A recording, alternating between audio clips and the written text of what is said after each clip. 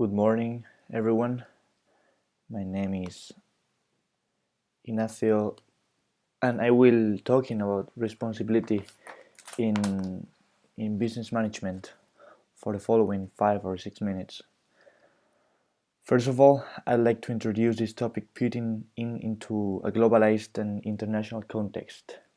Thanks to technology, competition has increased, which makes it difficult for firms to get their piece of the cake. As a response, companies tend to group themselves in order to be more powerful. Consequently, organizations become more complex, and managing them is not an easy task. Firms also go international, which also leads to an international competition context. And then, the following question came into my mind. How can businesses be responsible? In this society, profit is the main and sometimes the unique motivation companies have, and it means money is the main priority, no matter how the money-making process can affect the environment, customers, workers, or suppliers. After reading all the literature, I came to the conclusion that being a leader can somehow help the firm be responsible. According to its definition by P.G. Nordhaus, leadership is a process whereby an individual influences a group of individuals to achieve a common goal. Leadership is a process because it's not a single action. It's a dynamic routine that takes place as time goes by. It implies an interaction between the individual exhibiting leadership and the group the person is targeting. And this interaction makes both the leader and the group look for a common achievement. Let's think of Adolf Hitler or Joseph Stalin for a while. Both of them were leaders, and there should be no doubt about that. But were they responsible leaders? I don't think so. Therefore, not any type of leadership turns a firm into a responsible one. On the contrary, I want to make clear that being a leader doesn't mean being on top of the organization. What I'm about to say can be applied to lower, middle, or top managers, no matter the position. I think that working in an altruistic and humble way is the first step to make a company responsible.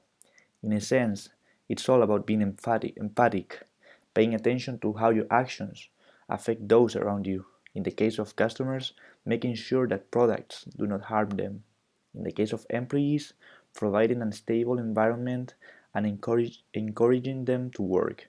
In the case of business partners, treating them with equality and respect. And in the case of the environment, making sure that green technologies and renewable resources are used to lower the negative impact on the nature firms create. As I don't want to be misunderstood, I would like to say that being a leader does not mean being above others just because they are not leaders. Leaders should treat everybody as what they are themselves, not as what can be achieved by using them. Being an altruistic leader means that the goal is not achieved only by the leader alone, but also by the teamwork between the group members. And this is when the one self and what the others think about that self come into scene. According to Trevino, Brown, and Hartman, ethical leadership combines both moral person and moral manager, and that's what you can see right now on the screen. However, these managers who aim to be ethical leaders need to avoid neutral positions because others will only judge you based on your actions, not based on what your thoughts or reasonings are. As a consequence, leaders who aim to be responsible and ethical need to make an emphasis on ethical reasonings and face public ethical challenges. Talking now about the moral person, the first aspect of this theory provided by the Trevino, Brown, and Hartman. The moral person implies a set of traits, behaviors, skills, and competencies that make the leader put the common objectives first and his own personal objectives after. It seems to me, however, that the word traits is controversial itself because it shows that the leader is born with these traits. Therefore, only the ones born in that way could become ethical leaders, and I don't think that's correct, because um, I truly believe that anyone can become a leader by exercising skills, and that's why I prefer talking about competencies or skills.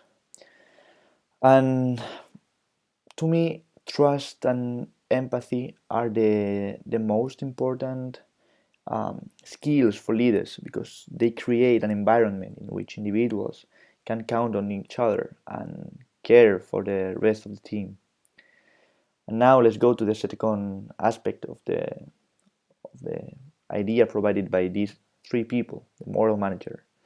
It means that ethical values are set for the company, and every action taken has to follow these ethical rules. And finally, to sum up with this topic, I'd like to say that there is yet much to do and to achieve to get responsibility in business.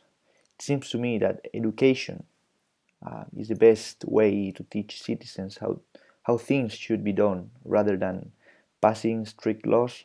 But I have to acknowledge that these laws are necessary in this global context nowadays.